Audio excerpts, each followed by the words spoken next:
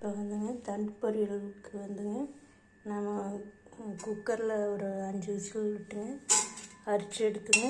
நம்ம ஏற்கனவே சின்ன வெங்காயம் கருவேப்பிலை 2 பச்சை மிளகா எண்ணெய் கடுகு இதெல்லாம் தாளிச்சிட்டுங்க குக்கரில் இருந்து வடித்து இதில் போட்டுக்கிறேன்.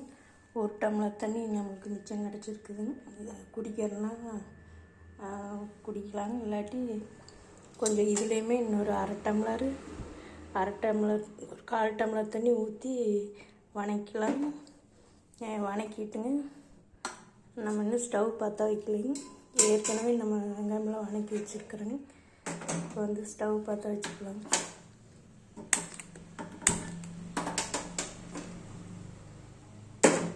மஞ்சள் தூள் வந்து கொஞ்சம் சூடாகணுங்க. அதனால் கொஞ்சம் சைடில் அப்படி இல்லாட்டி பச்சை வாசம் அடிக்கும். இந்த வணங்கினா கூட நம்ம வாழைத்தண்டு வேக வச்சது 5 விசிலுங்க. மோர் தண்ணியில் ரவுண்டாக கட் பண்ணிங்க போட்டுங்க. ரவுண்டாக அந்த மஞ்சளெலாம் எடுத்துகிட்டு கட் பண்ணி குக்கரில் 5 விசில் விட்டுருக்குங்க. நம்ம குக்கரில் விடாமல் இதே மாதிரி நேரடியாக போட்டுங்க. மஞ்சள் தூளை கடைசியில் போட்டுக்கலாம். ஜீரகம் கொஞ்சம் ஒரு 1/4 டீஸ்பூன் போட்டுக்கோங்க. போட்டுங்க நம்ம நேரடியாகவும் வணக்கி விட்டுக்கலாம். இப்படி குக்கரில் வேக வச்சாலும் உடனடியாக நம்ம கிடச்சிடும் பொரியுங்க. இப்போ நம்ம குக்கரில் 5 விசில் விட்டுங்க நம்ம செஞ்சுக்கிறோம். குழம்புக்கு வணக்கும் போதே அதில் பாதி எடுத்து வச்சு குழம்புக்கு தாளிக்கிறதுக்கு வச்சுக்கிட்டேன். அது ஏற்கனவே வீடியோவில் போட்டிருக்கிறேன். இப்போ வந்து வணக்கியாச்சுங்க. அவ்வளோதாங்க. நம்ம நேரடியாக போட்டோம்னா ஒரு 10 நிமிஷம் வேக வச்சுங்க. கொஞ்சம் தண்ணி ஊற்றி வேக வச்சாலும் இந்த மாதிரி வந்துடுங்க. இருந்தாலும் இந்தளவுக்கு வேகாது. குக்கர்லேயே வெந்ததுன்னா கொஞ்சம் நல்லா வெந்துடுங்க. நேரடியாக வேக வைக்கிறது வந்து நம்ம தண்ணி இருக்க வேண்டியது இல்லைங்க. இப்போ இந்த தண்ணியிலே கொஞ்சம் நம்ம ஊற்றிக்கலாங்க. ஒரு 1/2 டம்ளர் தண்ணி ஊற்றினோம்னா கொஞ்சம் ஸ்டவ்வை வேகமாக வச்சுக்கலாங்க.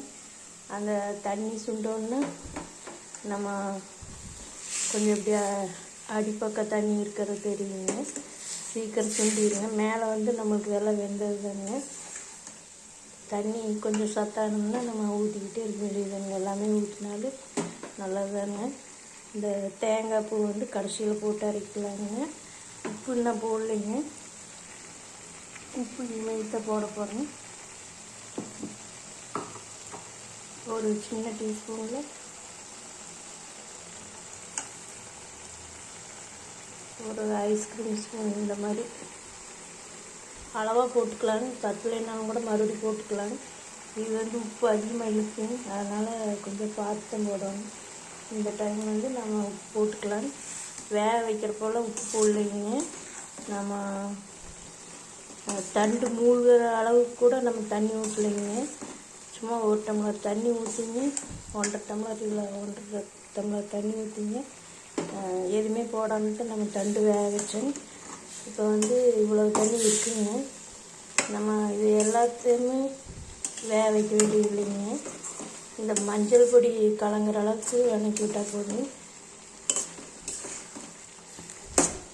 நம்ம இது எல்லா தண்ணியுமே எனக்கு ஊற்றிடுறோங்க.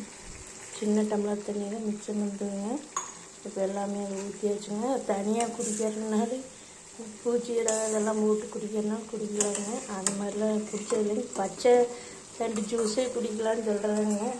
இது வெந்து போன தண்ணி குடிக்கலாமான்னு தெரியலைங்க. அது அலுமினி குக்கரில் வேக வைக்கிறோம்ல, சில்வர் குக்கர்னால் பரவாயில்லைங்க. ஏதாச்சும் என்னன்னு தெரியலைங்க. அதனால் இதிலே ஊற்றியாச்சுங்கனால எப்போவுமே தண்ணி சுண்டோன்னா இந்த காயெல்லாம் கொதிக்கிட்டோம்னாங்க நடுவில் வந்து சீக்கிரம் தண்ணி சுண்டிடுங்க. அப்புறம் வந்து நம்ம தேங்காய் பூ போட்டுக்கலாம்.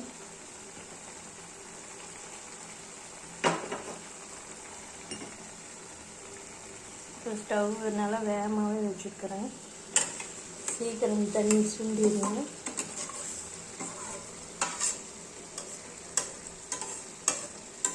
வேகங்கிறதுலாம் இல்லைங்க. நம்ம ஏற்கனவே வெந்தது தானே.